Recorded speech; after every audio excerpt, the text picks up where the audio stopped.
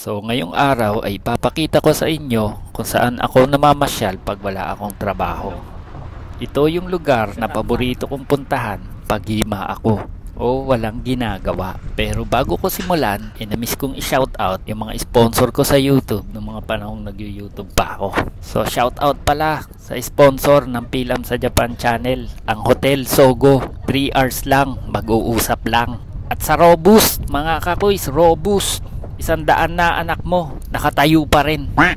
So dahil nag-iiba na naman ang panahon dito sa Japan, medyo uso na naman ang sakit. Kaya i-shoutout ko na rin yung isa kong sponsor, yung St. Peter. Nilalagnat ka pa lang, may kabaong ka na.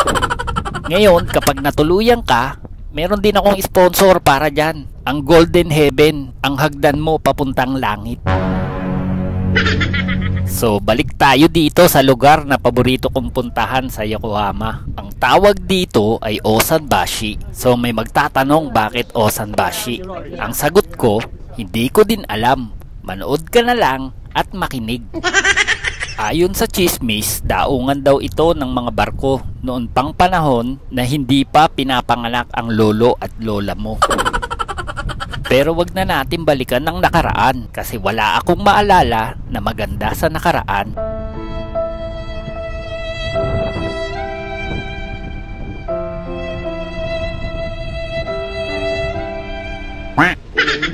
So ito pala yung tinatawag na Celebrity Millennium Cruise Ship. May 3 uri o klase ng tao ang sumasakay dito. Isang totoong mayaman, isang piling mayaman, at isang gusto lang masabing sosyal na siya. As you can see, gawa sa pinagtagpi-tagpi na piraso ng kahoy ang lugar na ito. Katulad mo nung mga panahong binubuo mo ang sarili mo habang nagmo-move on ka sa boyfriend mo. Pero ang ganda ng pagkakagawa sa lugar na ito, tayong-tayo, makinis, malinis, sobrang tigas, at hindi baluktot.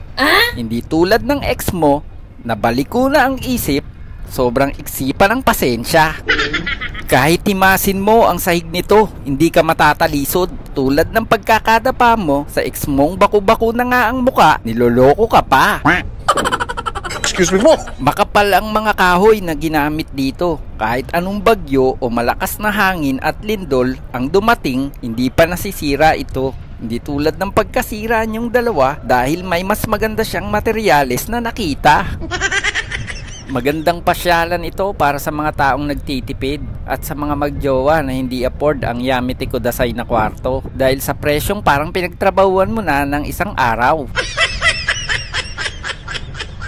Sa gabi ay sobrang dilim dito. Liwanag ng konting ilaw lang ang makikita mo at overlooking na view sa mga magsyota na nakapwesto bawat sulok nito. Woo! Maganda pumunta dito sa gabi dahil malakas ang hangin at mga pabulong na kuliglig ng mga taong tumatambay dito.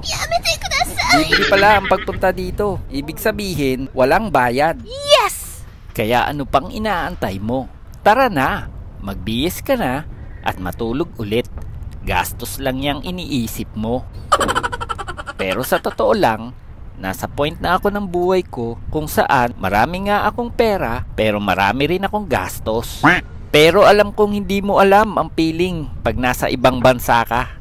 Lalo na kung hindi ka pa nakakapunta sa ibang bansa. Masarap kasi may work ka. Syempre may pera ka. Pero sa likod nun, malungkot din kasi dumadaan lang yung pera sa'yo at mas masasaktan ka sa salitang wala pang sahod kaysa sa salitang hindi na kita mahal.